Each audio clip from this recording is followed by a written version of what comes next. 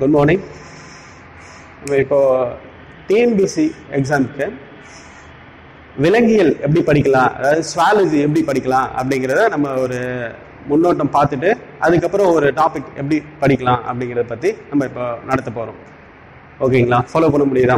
அதாவது இப்போ விலங்கியல் எப்படி படிக்கலாம், அதாவது டிஎன்பிசியில் சயின்ஸில் பார்த்தோம்னா சயின்ஸில் அதாவது ஸ்வாலஜி விலங்கியல் டாபிக் இந்த விலங்கியல் சுவாலஜி டாபிக் விலங்கியல் டாபிக் எப்படி படிக்கலாம் அப்படிங்கிறத பார்க்க போகிறோம். இது இப்போ பயாலஜி அண்ட் பாட்னியில் பயாலஜியில் பார்த்தோன்னா சுவாலஜி பாட்னியில் பாட்டனி சுவாலஜியிலேருந்து சுவாலஜியில் தான் அதிகமான கொஸ்டின்ஸ் கேட்பாங்க. அப்போ எக்ஸாம் பாயிண்ட் ஆஃப் வியூ சுவாலஜிலேருந்து நிறைய டாபிக் இருக்குது. இந்த நிறைய டாப்பிக்கில் எந்தெந்த டாபிக் படித்தா ஃபர்ஸ்ட் கொஸ்டின் நம்ம அட்டன் பண்ணலாம் அப்படிங்கிறது. இப்போ சுவாலஜியில் பார்த்தோம்னா நியர்லி 10 கொஸ்டின்ஸ் கேட்குறாங்கன்னு வச்சுக்கோங்களேன். அந்த 10 கொஸ்டின்ஸில் ஒரு 2 கொஸ்டின்ஸ் மட்டும் தான் கொஞ்சம் கஷ்டமா இருக்கும், புக்குக்கு வெளியில இருந்து கேட்குற மாதிரி இருக்கும். மீறி 8 கொஸ்டின்ஸ் வந்து ஸ்கூல் புக்ல இருந்து தான் கேட்பாங்க. அந்த ஸ்கூல் புக்ல இருந்து கேட்கறத நம்ம எப்படி படிச்சா அட்டன் பண்ணலாம், அதாவது லாஜிக்கா படிச்சா எப்படி அட்டன் பண்ணலாம் அப்படிங்கிறத பார்க்க போறோம். இப்போ சுவாலஜி சிலபஸ் பொறுத்த வரைக்கும் சுவாலஜி சிலபஸ்ல நிறைய டாபிக் கொடுத்துருப்பாங்க. அதுல எல்லா டாபிக் படிச்சா கொஸ்டின்ஸ் ரைஸ் ஆகாது. அதுல முக்கியமான டாபிக்ஸ் படிச்சா மட்டும் தான் கொஸ்டின்ஸ் ஈஸியா அட்டன் பண்ணலாம் அப்படிங்கறத பத்தி பார்க்க போறோம். இப்போ ஃபர்ஸ்ட் இதுல என்ன டாபிக் கொடுத்துருக்காங்கன்னா, ஃபர்ஸ்ட் டாபிக் சிலபஸ்ல பிளட் அண்ட் பிளட் சர்க்குலேஷன் பத்தி கொடுத்துருக்காங்க. பிளட் அண்ட் பிளட் சர்க்குலேஷன் அதை பத்தி கொடுத்துருக்காங்க. தமிழ்ல ரத்தம் மற்றும் ரத்த சுழற்சி பத்தி கொடுத்துருக்காங்க. இது வந்து ஒரு முக்கியமான டாபிக். சுவாலஜி பொறுத்த வரைக்கும் முக்கியமான டாபிக் ரத்தம் மற்றும் ரத்த சுழற்சி. சுவாலஜில ஒரு 5 more டாபிக்ஸ் படிச்சோம்னா ஈஸியா கொஸ்டின்ஸ் அட்டெண்ட் பண்ணிடலாம். அதை என்னென்ன டாபிக்ஸ் மட்டும் சொல்லிட்டு அதுக்கப்புறம் நம்ம டாபிக் உள்ள போயிடலாம். ஃபாலோ பண்ண முடியுங்களா? அப்ப என்னென்ன டாபிக்ஸ் இருக்கு அப்படிங்கறத நம்ம பார்த்தோம்னா ஈஸியா படிச்சிடலாம் அப்படிங்கிற கான்செப்ட்ஸ். இப்போ பாருங்க, இப்போ பிளட் அண்ட் பிளட் சர்க்குலேஷன் இது முக்கியமான டாபிக். இதுல இருந்து questions most of the questions இதுல இருந்து ரைஸ் ஆகும். அதனால இந்த டாபிக் நல்லா படிச்சுக்கலாம். அதுக்கப்புறம் நெக்ஸ்ட் அடுத்த டாபிக் என்ன படிக்கணும், அதாவது சிலபஸ் ஃபர்ஸ்ட் எந்தெந்த டாபிக்லாம் படிக்கணும் அப்படிங்கிறத சொல்லிட்டு நெக்ஸ்ட் டாபிக் உள்ள போயிடலாம். அப்போ first blood circulation. Then next endocrine system. தமிழ்ல நாளமில்லா சுரப்பி அதை பத்தி படிக்கணும். நாளமில்லா சுரப்பி பத்தி படிக்கணும். ஓகேங்களா? இப்ப டாபிக் பொறுத்த வரைக்கும் ஒரு டாபிக் படிக்கிறோம்னா 10th புக்ல, அதாவது 9th 10th புக்ல உள்ளதை எல்லாத்தையும் படிக்கணும். 11th 12thல சும்மா மேலோட்டமா அந்த சிலபஸை பேஸ் பண்ணி படிச்சா போதும். அப்படி படிச்சா ஈஸியா எக்ஸாம் கொஸ்டின்ஸ் எல்லாம் ஈஸியா அட்டன் பண்ணிடலாம் அப்படிங்கிறத பத்தி பார்க்க போறோம். அதாவது ஃபர்ஸ்ட் டாபிக் எது படிக்கணும், blood and blood circulation. Second one என்னது, எண்டோகிரைன் சிஸ்டம், இதை பத்தி படிக்கணும். Next third reproductive system reproductive in plants and animals பத்தி படிக்கணும். அனிமல்ஸ் பத்தி படிக்கணும். அதாவது தமிழ்ல தாவரங்கள் மற்றும் விலங்கு இனப்பெருக்கம், தாவரம் மற்றும் விலங்கு இனப்பெருக்கம் இதை பத்தி படிக்கணும். இதை பத்தி படிக்கணும். ஓகேங்களா? மூணாவது டாபிக் எதை பத்தி படிக்கணும், blood and blood circulation, endocrine system, அதுக்கப்புறம் reproductive system in plants and animals, அதாவது தாவர மற்றும் விலங்கு இனப்பெருக்கம் இதை பத்தி படிக்க போறோம். நெக்ஸ்ட் அடுத்த டாபிக் எதை பத்தி படிக்கிறோம் அப்படின்னா genetics, the science of heredity. Genetics பத்தி படிக்கணும். Genetics the science of heredity பத்தி படிக்கணும். தமிழ்ல மரபியல் மற்றும் பாரம்பரியம்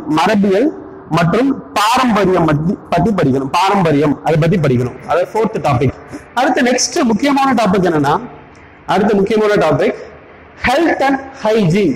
இல்லைன்னா ஹெல்த் அண்ட் டிசீஸ் அப்படிம்பாங்க. ஹெல்த் அண்ட் ஹைஜீன் இல்லைன்னா ஹெல்த் அண்ட்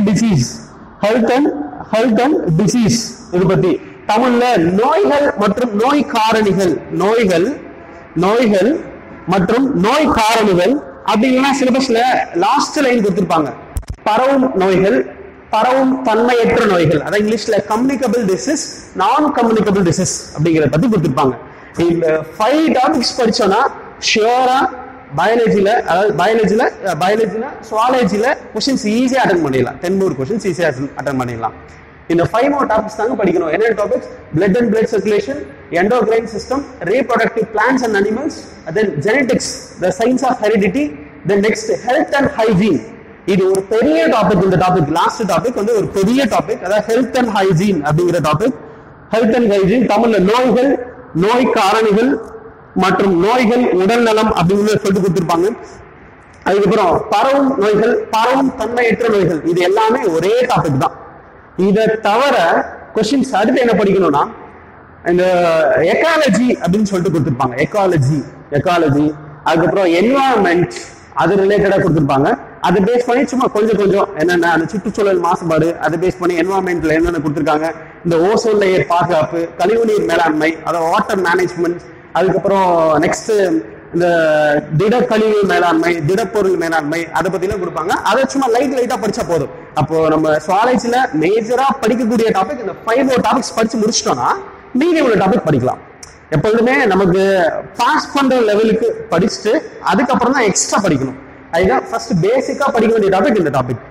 ஃபாலோ பண்ண முடியுங்களா? இப்போ அடுத்து நம்ம ஒவ்வொரு டாபிக்கா பார்க்கலாம். ஃபர்ஸ்ட் அடுத்து என்ன டாபிக் பார்க்க போறோம்னா first blood and blood circulation பத்தி பார்க்க போறோம். என்ன டாபிக்னா பிளட் அண்ட் பிளட் சர்க்குலேஷன், இந்த டாபிக் பத்தி பார்க்க போறோம்.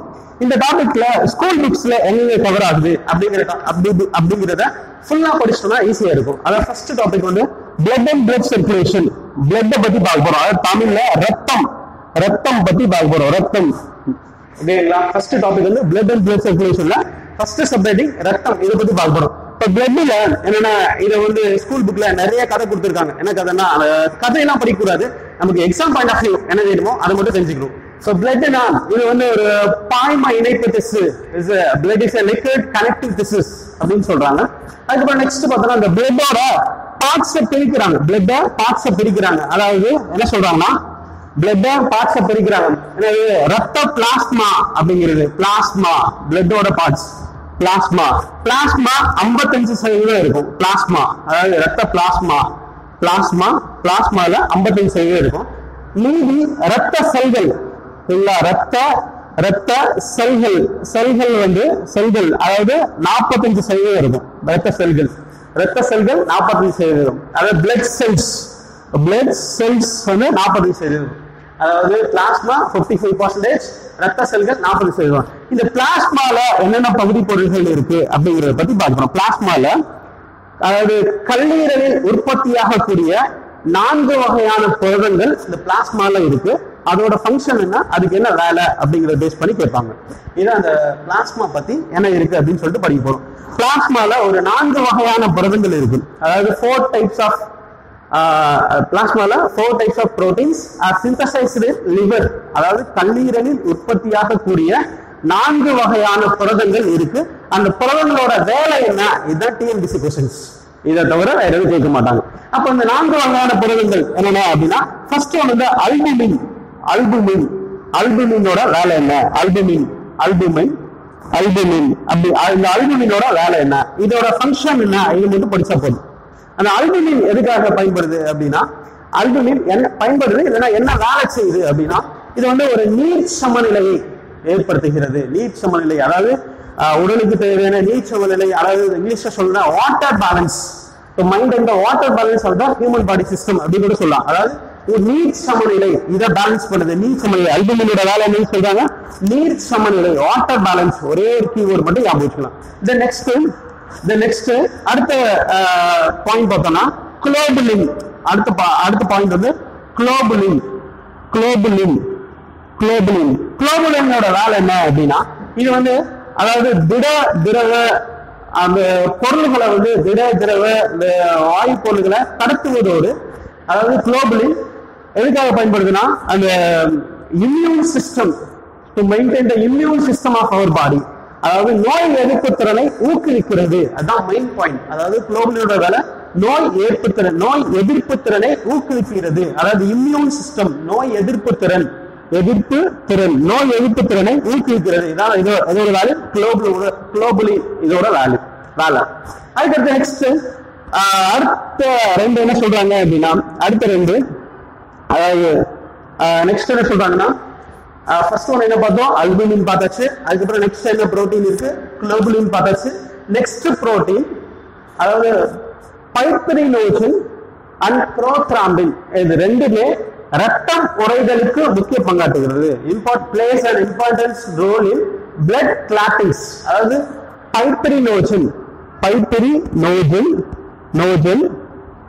இங்கிலீஷ்ல ஃபைப்ரினோஜன் அப்படின்னா ஃபைப்ரினோஜன். Then next ப்ரோத்ராம்பின். இது ரெண்டுமே ரத்தம் உறைதலில் முக்கிய பங்காற்றுகிறது. Plays and importance roles in blood clottings. Clotting of பிளட்ஸ்க்கு முக்கிய பங்காற்றுகிறது அப்படின்னு சொல்றாங்க. இவ்வளவுதாங்க. அதாவது பிளாஸ்மா பத்தி இவ்வளவுதான். புது புக்ல இவ்வளவு கண்டென்ட் இருக்கு. ஓகேங்களா? புது புக் தான் நம்ம ஃபாலோ பண்றோம். புது புக்ல பார்த்தோம்னா இந்த பிளாஸ்மாவோட பகுதி பொருட்கள் என்னென்னு கேட்கலாம். அந்த பிளாஸ்மாவோட பகுதி பொருட்கள் என்னென்ன இருக்கு? 4 டைப்ஸ் இருக்கு. அந்த 4 டைப்ஸோட புரோட்டீன்ஸ் எல்லாமே எங்க சிந்தசைஸ் ஆகுது? லிவர்ல சிந்தசைஸ் ஆகுது. லிவர் அதாவது கல்லீரலில் உற்பத்தியாகக்கூடிய 4 வகையான புரதங்கள். ஃபர்ஸ்ட் ஒன் என்னன்னா அல்புமின். அல்புமின் வந்து என்னன்னா வாட்டர் பேலன்ஸ். அல்புமினோட சிக்னிஃபிகன்ஸ் இல்லைன்னா இம்பார்ட்டன்ஸ் என்ன ஃபங்க்ஷன் செய்யுது அப்படின்னா வாட்டர் பேலன்ஸ். நெக்ஸ்ட் குளோபுலின் என்ன வேலை செய்யுது அப்படின்னா நோய் எதிர்ப்பு திறன். சப்ரஸ் த இம்யூன் சிஸ்டம் இல்லைன்னா கண்ட்ரோல்ஸ் த இம்யூன் சிஸ்டம் அப்படி கூட சொல்லலாம். கண்ட்ரோல்ஸ் த இம்யூன் சிஸ்டம், நோய் எதிர்ப்பு திறன். Next fibrinogen and prothrombin. இது ரெண்டுமே கிளாட்டிங் ஆஃப் பிளட்ஸ்க்கு யூஸ் ஆகுது. இதுதாங்க அதாவது பிளாஸ்மா பத்தி 4 டைப்ஸ் பார்த்தாச்சு. பிளாஸ்மா அது என்ன வேலை? இதான் டிஎன்பிசி क्वेश्चन கேட்பாங்க. இப்ப டிஎன்பிசி क्वेश्चन எப்படி கேட்டிருக்காங்கன்னா டிஎன்பிசில ப்ரீவியஸ் இயர் क्वेश्चंस எதை கேட்டிருக்காங்கன்னா ப்ரோத்ராம்பின் அண்ட் ஃபைப்ரினோஜன் எதுக்கு பயன்படுது அப்படிங்கிற பேஸ் பண்ணி கேட்டிருக்காங்க. அதோட வேலை என்ன அப்படிங்கிறது. அதுக்கப்புறம் இன்னொரு क्वेश्चन எப்படி கேட்டிருக்காங்கன்னா ரத்தம் உறைதலில் முக்கிய பங்காற்றுவது எது அப்படின்னு சொல்லிட்டு கேட்டிருக்காங்க. அதுல முக்கிய பங்காற்றுவது எது அப்படின்னா அந்த ஆப்ஷன்ல ரெண்டுமே வரும். இதுவும் வரும், ஃபைப்ரினோஜன் வரும், நெக்ஸ்ட் ப்ரோத்ராம்பின் வரும். ஃபைப்ரினோஜன் ப்ரோத்ராம்பின் ரெண்டுமே வரும். ரெண்டு முக்கிய பங்காற்றுகிறது. ரத்தம் உறைதல் இவங்கதான் क्वेश्चन கேட்பாங்க. ஃபாலோ பண்ண முடியுங்களா? அதாவது நம்ம நிறைய நோட்ஸ் படிக்கிறத விட நம்ம ஷார்ட்டா வாட் இஸ் வாட் அப்படின்னு தெரிஞ்சுட்டோம்னா ஈஸியா எக்ஸாம் எழுதிடலாம். அதாவது எக்ஸாம் பாயிண்ட் ஆஃப் வியூல அடுத்து வரப்படக்கூடிய குரூப் 4 தென் குரூப் 3க்கு நமக்கு இப்படி படிச்சோம்னா ஈஸியா இருக்கும். இதுதாங்க புக்கை படிக்கிற மெத்தட். நெக்ஸ்ட் இப்போ பிளாஸ்மா பார்த்தாச்சு. தென் நெக்ஸ்ட் என்ன பார்க்க போறோம்னா ரத்த செல்கள் பார்க்க போறோம். நெக்ஸ்ட் ரத்த செல்கள். இந்த ரத்த செல்கள்ல எப்படி படிக்க போறோம்னா அதாவது இருக்கிறதே நம்ம ஃப்ளோ சார்ட் மெத்தட்ல படிச்சோம்னா ஈஸியா படிச்சிடலாம். அந்த ரத்த செல்கள் அதை பத்தி படிக்க போறோம். இந்த ரத்த செல்கள் கவனிங்க. ரத்த செல்கள்ல அதாவது ரத்த செல்கள்ல பிளட் செல்ஸ்ல 3 டைப்ஸ் பார்த்தோம். ஃபர்ஸ்ட் ஒன் என்னன்னா 3 டைப்ஸ். ஃபர்ஸ்ட் ஒன் என்ன சொல்றாங்கன்னா எரித்ரோசைட்ஸ். இங்கிலீஷ்ல தான் எரித்ரோசைட்டுகள்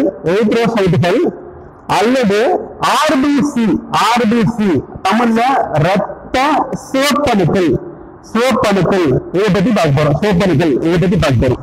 அதாவது ஒரு 3 டைப்ஸ் இருக்கு. ஃபர்ஸ்ட் ஒன் வந்து ஆர்பிசி.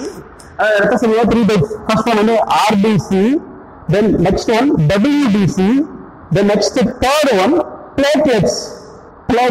அதாவது பிளேட்லெட்ஸ் என்னது? ரத்த தட்டுகள். இத 3 பத்தி டீடைல் எக்ஸ்பிளனேஷன் அதாவது 9th book 10th book plus 12th புக்ல இருக்கு. அது எல்லாத்தையும் இப்போ ஈஸியா எப்படி படிக்கிறது அப்படிங்கிற ஷார்ட்கட் வேல நம்ம நடக்க போறோம். ஓகேங்களா? ஃபர்ஸ்ட் ஒன் என்ன பார்க்க போறோம் அப்படின்னா எரித்ரோசைட்டுகள். எரித்ரோசைட்னா ஆர்பிசியோட இன்னொரு பேர் எரித்ரோசைட்ஸ். இங்கிலீஷ்ல தான் எரித்ரோசைட்ஸ்.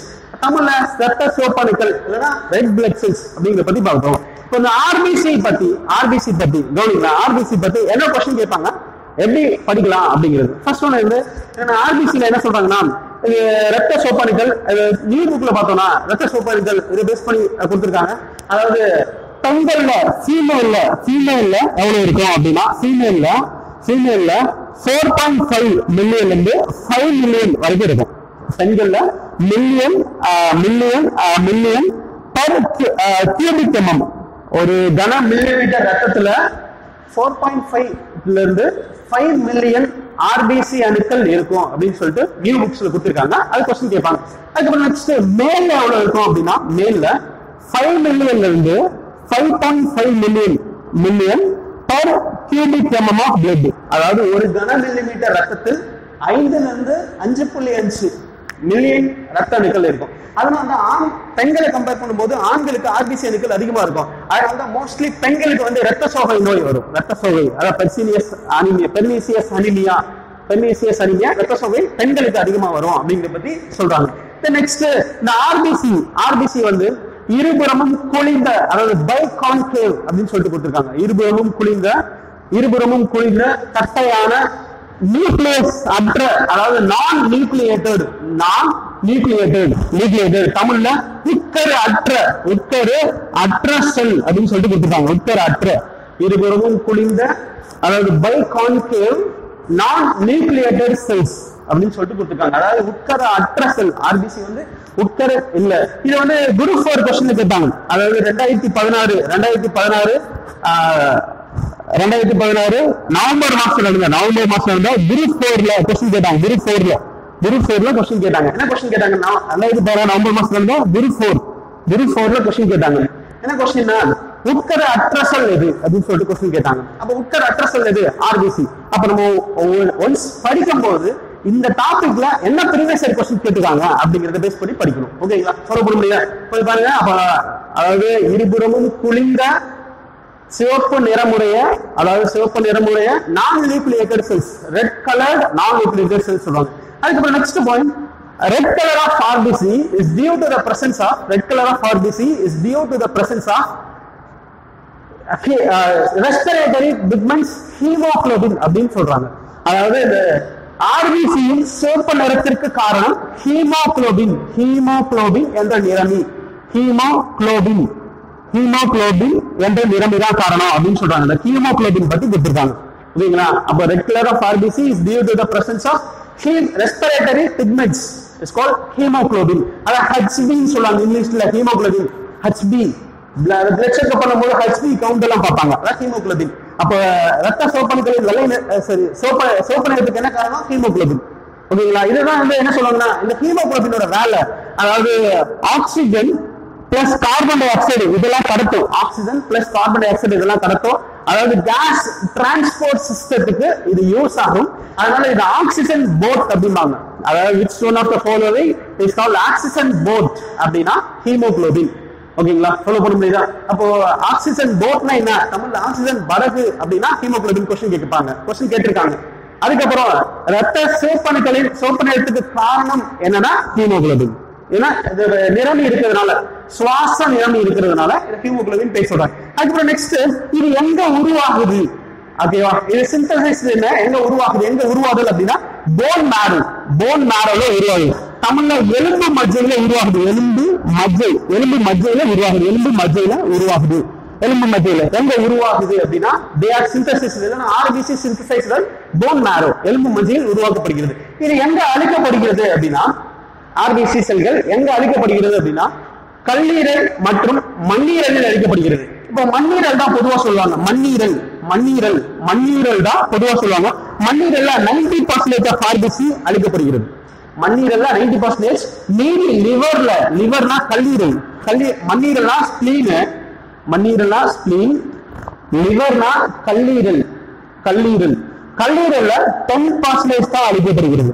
அப்போ மேஜரா இது எங்க டெஸ்ட்ராய்ட் ஆகுது? RBC டெஸ்ட்ராய்ட் இன் ஸ்பிளீன். ஸ்பிளீன்ல டெஸ்ட்ராய் ஆகுது, மண்ணீரலில் அழிக்கப்படுகிறது. அதனால இதுக்கு ஒரு பேர் சொல்லுவாங்க. இது 12th புக்ல இருக்குது. பேரு 10th புக்ல இல்ல, 12th புக்ல இருக்கு. அதாவது கிரேட் யார்ட் ஆஃப் RBC.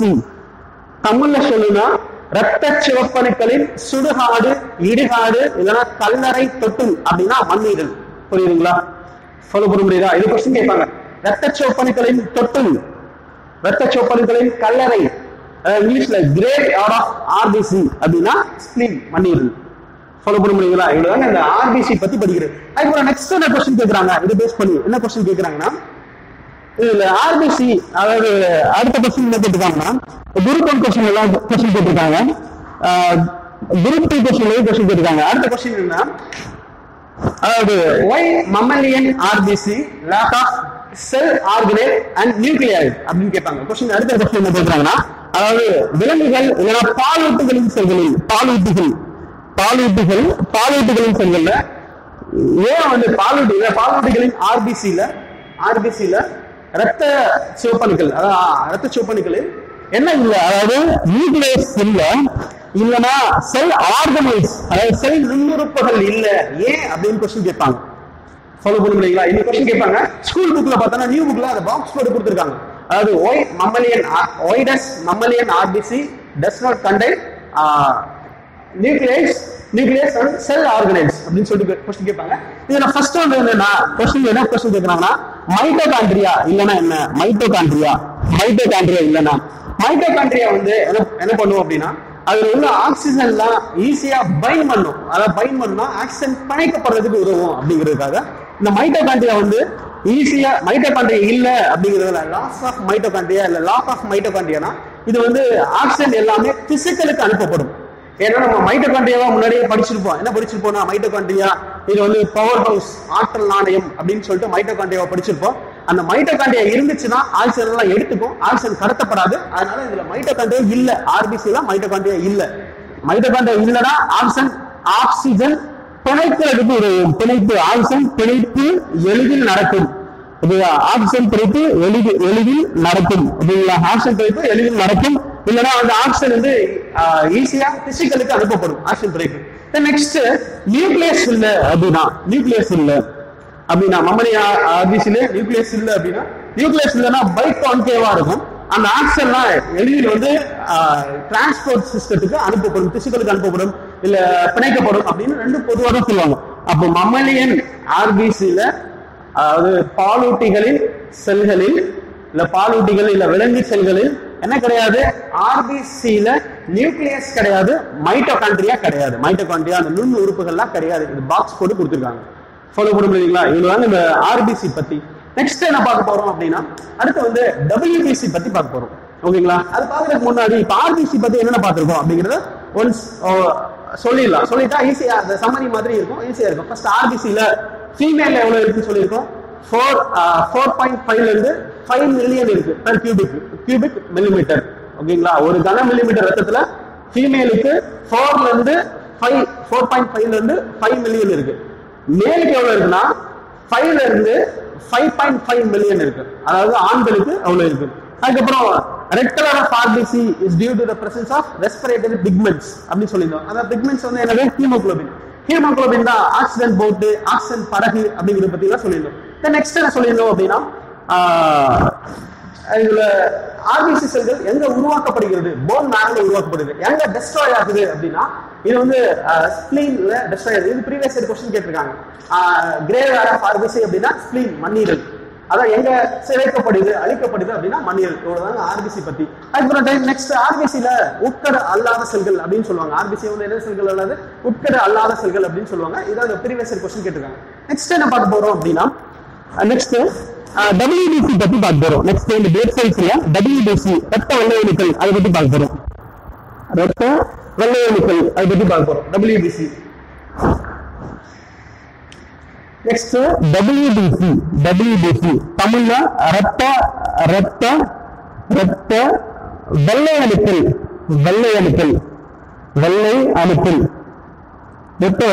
இதை பத்தி பார்க்க போறோம். ரத்த வெள்ளை அணுக்கள். இந்த ரத்த வெள்ளை அணுக்கள் வந்து பேசிக் பாயிண்ட்ஸ் என்ன கொடுத்துருக்காங்கன்னா பேசிக் பாயிண்ட்ஸ் ரத்த வெள்ளை அணுக்களை பத்தி பேசிக் பாயிண்ட்ஸ் என்ன கொடுத்துருக்காங்கன்னா இது வந்து உட்கரு உடைய செல்கள், உட்கரு உள்ள செல், உட்கரு இருக்கும் இல்ல உட்கரு இருக்கும் பிரசன்ஸ் ஆஃப் நியூக்ளியஸ், தென் செல் ஆர்கனைல்ஸ். ஓகேங்களா? Presence of nucleus and cell ஆர்கனைல்ஸ் இதெல்லாம் இருக்கும் அப்படின்னு சொல்றாங்க.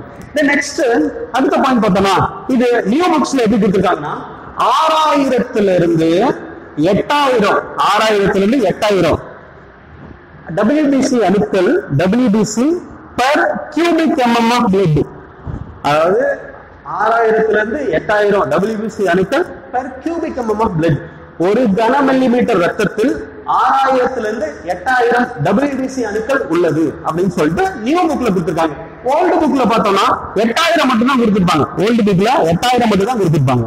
அதனால நம்ம புது புக்கை ஃபாலோ பண்றது நல்லது. அதனால 6000 to 8000 WBC per cubic mm of blood. ஓகேங்களா? தென் நெக்ஸ்ட் அடுத்து என்ன கொடுக்குறாங்கன்னா இதுல உட்கரு உள்ள செல்கள் இது வந்து கலர்லெஸ், நிறமற்ற கலர்லெஸ். அதுக்கப்புறம் ஒழுங்கற்ற வடிவம் கொண்டது, அதெல்லாம் சொல்லுவாங்க. irregular shape அதெல்லாம் क्वेश्चन கேட்க மாட்டாங்க. மெயினா சும்மா பேசிக்கா அது மட்டும் பாத்துக்கோங்க. நெக்ஸ்ட் அடுத்த பாயிண்ட் என்ன, இதோட வகை பத்தி கொடுத்துருக்காங்க.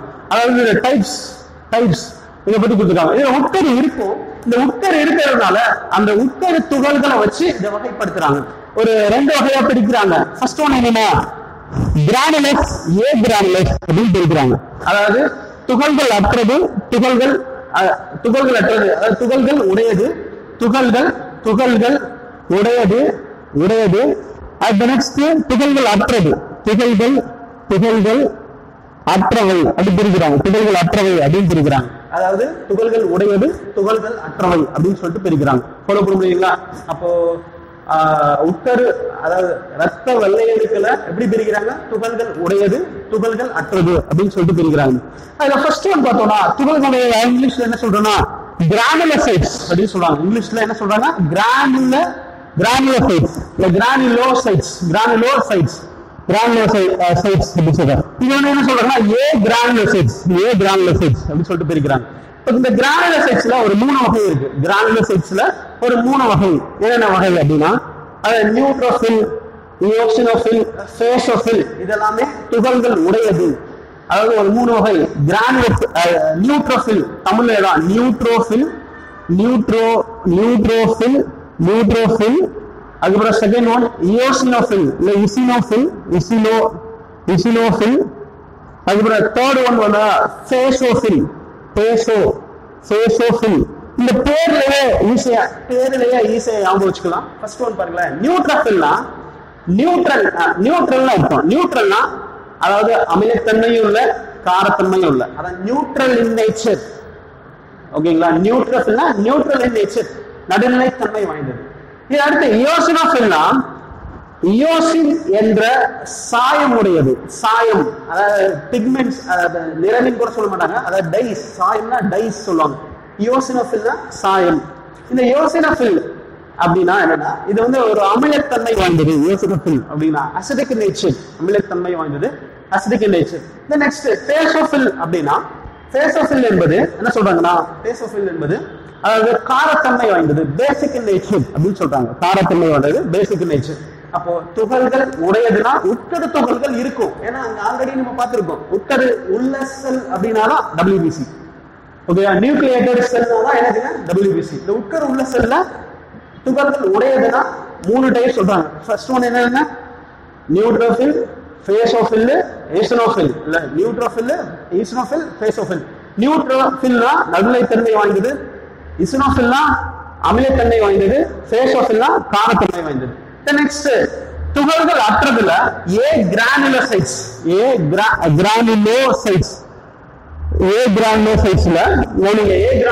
ரெண்டு இருக்கு.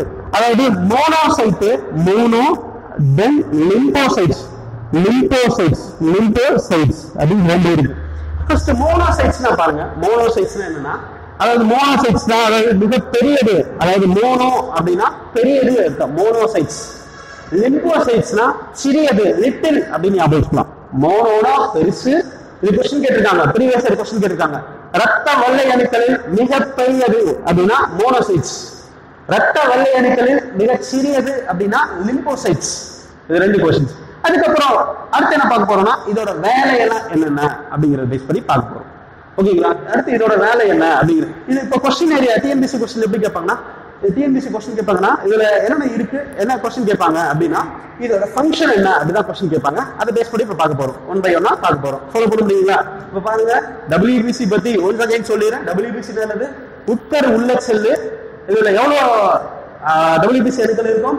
6000 இருந்து 8000 WBC அணுக்கள் இருக்கும் பெர் கியூபிக் எம்எம் ஆஃப் பிளட்டுக்கு. நிறமற்ற ஒழுங்கற்ற வடிவம் கொண்டது. ஓகேங்களா? நிறமற்ற colourless irregular shape of cell. அதுக்கப்புறம் இதோட டைப்ஸ் என்ன டைப்ஸ் அப்படின்னா துகள்கள் உடையது, துகள்கள் அற்றது. அது இங்கிலீஷ்ல ஏ கிரானுலோசைட்ஸ், கிரானுலோசைட்ஸ், ஏ கிரானுலோசைட்ஸ். அப்ப கிரானுலோசைட்ஸ்ல 3 டைப்ஸ், ஏ கிரானுலோசைட்ஸ்ல 2 டைப்ஸ். அதை பத்தி பார்க்க போறோம். சொல்ல போறீங்களா? இப்ப அடுத்து 1 by 1 இதோட ஃபங்க்ஷன் என்ன, அதோட வேலை என்ன அப்படிங்கறத பத்தி பார்க்க போறோம். ஃபங்க்ஷன் என்ன, வேலை என்ன அப்படிங்கறத பத்தி பார்க்க போறோம்.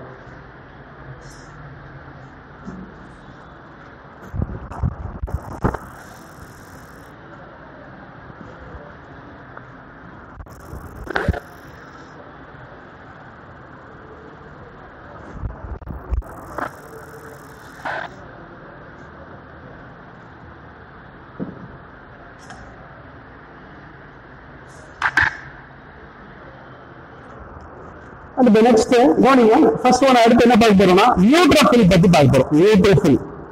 நியூட்ரோஃபில் இந்த நியூட்ரோஃபில் பத்தி கவனிங்க. நியூட்ரோஃபில் பத்தி சும்மா அந்த புக்ல நிறைய கொடுத்துருப்பாங்க, எல்லாமே படிக்க தேவையில்ல. அதாவது கொஸ்டின் பாயிண்ட் ஆஃப் வியூ என்ன படிக்கணுமோ அதை மட்டும் படிக்க போறோம். இப்போ நியூட்ரோஃபிலோட வேலை என்னன்னா, நியூட்ரோஃபில் வேலை, நியூட்ரோஃபில் வந்து அதாவது நடுநிலை தன்மை வாய்ந்தது. நடுநிலை நியூட்ரல் நேச்சர், நடுநிலை தன்மை, அதாவது அசிடிக்காவும் இருக்காது பேசிக்காவும் இருக்காது, நடுநிலை தன்மை வந்தது. இதோட வேலை முக்கியமான பாயிண்ட், இதான் முக்கியமான பாயிண்ட். இதோட ஃபங்க்ஷன் என்ன, வேலை ஃபங்க்ஷன், ஒரே ஒரு பாயிண்ட் மட்டும் தான் ஃபங்க்ஷன், வேலை. இது நியூ புக்ல, இப்ப நான் சொல்ற கண்டென்ட் எல்லாமே புது புக்ல கொடுத்துருக்காங்க, நியூ சிலபஸ் புக்ல.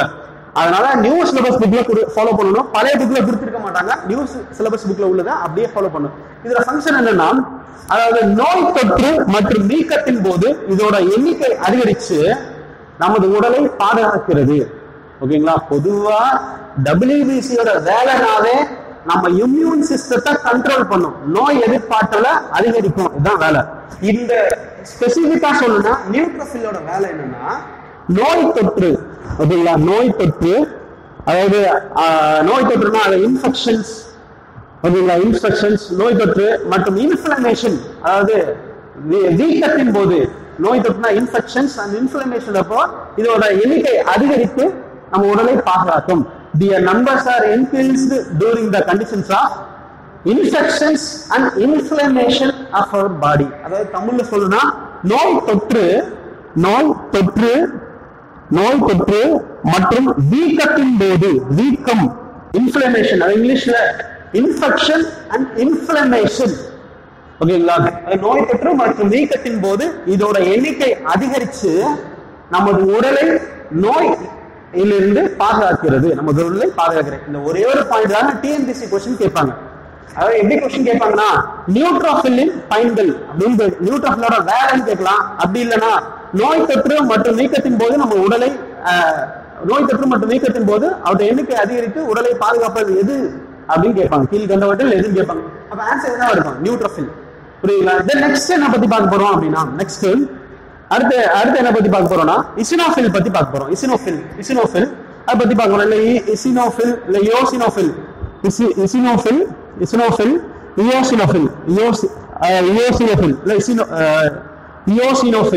யோசினோஃபில், யோசினோஃபில் பத்தி பார்க்க போறோம். யோசினோஃபில்ஸ், ஓகேங்களா? இதை பத்தி பார்க்க போறோம். இந்த யோசினோஃபில்ஸ் பத்தி என்ன, ஒரே ஒரு பாயிண்ட் மட்டும் தான் யோசினோஃபில்ஸ் பத்தி.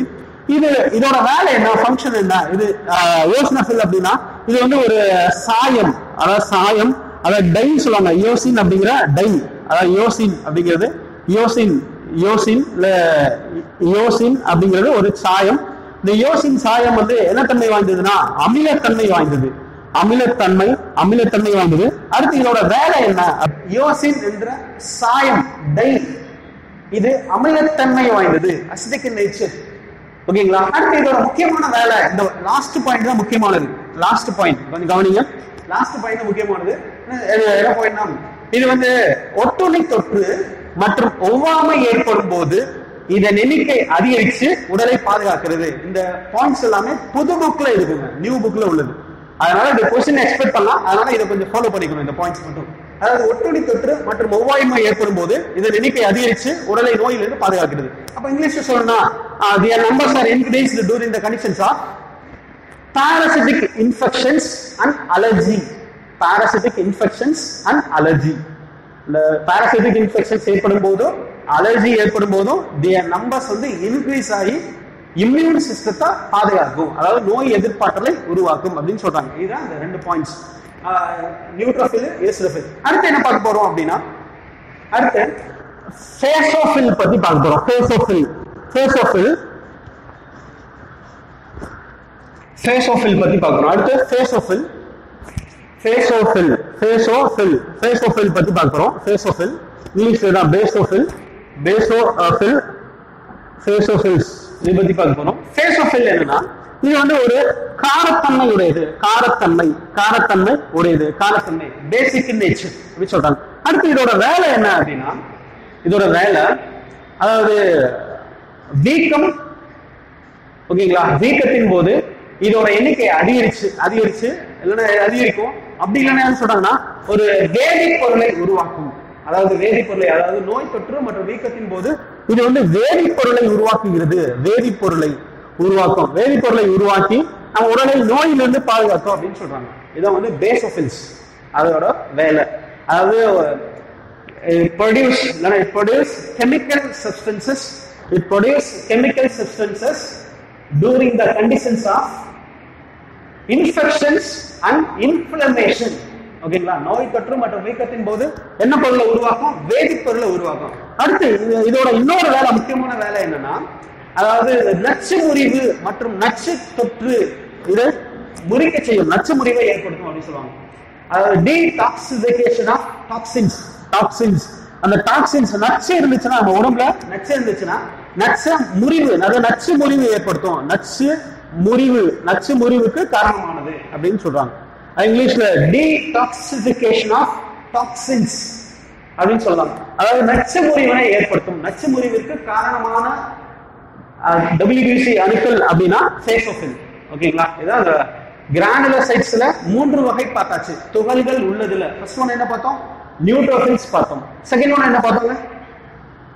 ஈயோசினோஃபில். தேர்ட் ஒன் என்ன பார்த்திருக்கோம்? பேசோஃபில் பார்த்திருக்கோம். ஓகேங்களா? அப்போ 3 வகைக்கும் சும்மா ஜஸ்ட் ஒரு சம்மரி மட்டும் சொல்லிடுறேன். நியூட்ரோஃபில் என்ன சொல்லியிருந்தோம்? இன்ஃபெக்ஷன்ஸ், நோய் தொற்று மற்றும் வீக்கத்தின் போது இதன் எண்ணிக்கை அதிகரிக்குன்னு சொல்லியிருந்தோம். தென் செகண்ட் ஈயோசினோஃபில் என்ன பார்த்தோம்? ஒட்டுண்ணி தொற்று மற்றும் ஒவ்வாமையின் போது இதன் எண்ணிக்கை அதிகரித்து நோய் தொற்றிலிருந்து பாதுகாக்கிறது. தேர்ட் ஒன் என்ன சொல்லியிருக்கோம்? அதாவது பேசோஃபில் பத்தி, அதாவது வேதிப்பொருளை உருவாக்கி நம்ம உடலை நோயிலிருந்து பாதுகாக்கிறது. இந்த நெக்ஸ்ட் என்ன பார்த்திருக்கோம்? டாக்ஸின்ஸ், அதாவது டீடாக்சிஃபிகேஷன் ஆஃப் டாக்ஸின்ஸ், அதாவது நச்சு முறிவு ஏற்படுத்துவதில் முக்கிய பங்காற்றுகிறது அப்படின்னு சொல்றாங்க. இதுதாங்க இதோட வகை. பேசோஃபில், ஈயோசினோஃபில், நியூட்ரோஃபில், இது 3க்கும் நல்ல வகை. இந்த நெக்ஸ்ட் என்ன பார்க்க போறோம் அப்படின்னா, அடுத்து துகள்கள் அற்றவை. துகள்கள் அற்றவை. அற்றவையில 2 இருக்கு. அற்றவை, துகள்கள் அற்றவையில ஃபர்ஸ்ட் ஒன் கவனிங்க. அதாவது ஏ கிரானுலோசைட்ஸ். ஏ கிரானுலோசைட்ஸ்ல ஃபர்ஸ்ட் ஒன் பார்த்தோம்னா monocytes. First one monocytes. Second one வந்து லிம்போசைட்ஸ். சிம்போசைட்ஸ். மோனோசைட்ஸ் பத்தி சொல்லிடுறோம் பாருங்க. மோனோசைட்ஸ் அதாவது ரத்த வெள்ளை அணுக்களில் மிக பெரியது அப்படின்னா மோனோசைட்ஸ். ஃபர்ஸ்ட் ஒன் மிகப்பெரியது, லார்ஜ் இன் சைஸ், மிகப்பெரியது. ஓகேங்களா? நெக்ஸ்ட் இந்த மோனோசைட்ஸ் என்ன சொல்லுவாங்கன்னா, இது வந்து ஒரு விலங்கு செல்களாகலாம் இது வந்து தீங்கு செய்யக்கூடிய பாக்டீரியாவை விளங்கும். ஓகேங்களா? பாக்டீரியாவை விழுங்கிடும். அதாவது விலங்கு செல்ஸ், சூ பைட் அப்படின்னு கூட சொல்லலாம். விலங்கு செல்களாக இது வந்து தீங்கு செய்யக்கூடிய பாக்டீரியாவை விழுங்கிடும். இதுதான் இதோட வேலை. நெக்ஸ்ட் லிம்போசைட்ஸ் பத்தி. லிம்போசைட்ஸ்னா ரத்த வெள்ளை அணுக்களில் மிகச்சிறியது அப்படின்னா லிம்போசைட்ஸ் சொல்லுவாங்க. ரத்த வெள்ளை அணுக்களில் மிகச்சிறியது அப்படின்னா லிம்போசைட்ஸ். நெக்ஸ்ட் இதோட முக்கியமான வேலை என்ன அப்படின்னா, ரத்த வெள்ளை அணுக்களில் மிகச்சிறியது. நெக்ஸ்ட் இதோட வேலை என்னன்னா, வைரஸ் மற்றும் பாக்டீரியா தொற்று. வைரஸ் மற்றும் பாக்டீரியா தொற்றின் போது எண்ணிக்கை அதிகரிச்சு உடலை நோய் எதிர்ப்பு திறனில் இருந்து பாதுகாக்கிறது அப்படின்னு சொல்றாங்க. அதாவது it increases during the conditions of virus and bacterial infections அப்படின்னு சொல்றாங்க. வைரல் அண்ட் பாக்டீரியல் இன்ஃபெக்ஷன்ஸ், இது 2 தாங்க இதோட முக்கியமான பாயிண்ட். இப்போ லிம்போசைட், மோனோசைட் பத்தி சொல்லுங்க. மோனோசைட்னா என்னது? இது அளவில் மிகப்பெரியவை. இது விலங்கு செல், ஜூ பைட் அப்படின்னு கூட சொல்லலாம். விலங்கு செல்களாக இது பாக்டீரியாவை என்கல்ஃப் பண்ணும், விழுங்கிரும், பாக்டீரியாவை விழுங்கிரும். அடுத்து லிம்போசைட்ஸ் பத்தி சொல்லுங்க. லிம்போசைட்ஸ் என்ன சொல்றாங்க? இது வந்து அளவில் சிறியது. அதாவது வைரஸ் மற்றும் பாக்டீரியா தொற்றின் போது இதோட எண்ணிக்கை அதிகரிச்சு உடலை நோய் எதிர்ப்பு திறனில் இருந்து பாதுகாக்கிறது. இவ்வளவுதாங்க இதோட வேலை. ஃபாலோ பண்ண முடியுங்களா? இப்படி படிச்சோம்னா ஒரு டைம் படிச்சாலும் போதும், ஈஸியா ஞாபகம் வச்சுக்கலாம், எல்லாமே படிச்சிடலாம். அதாவது ஒரு டைம் படிக்கும் போது ஈஸியா டீடைலா படிச்சிருங்க, அப்பதான் யூஸ்ஃபுல்லா இருக்கும். எப்படி கொஸ்டின் கேட்டாலும் ஈஸியா படிச்சிடலாம். நம்ம அடுத்த வரக்கூடிய டாபிக் வந்து அடுத்த கிளாஸ்ல பார்க்கலாம்.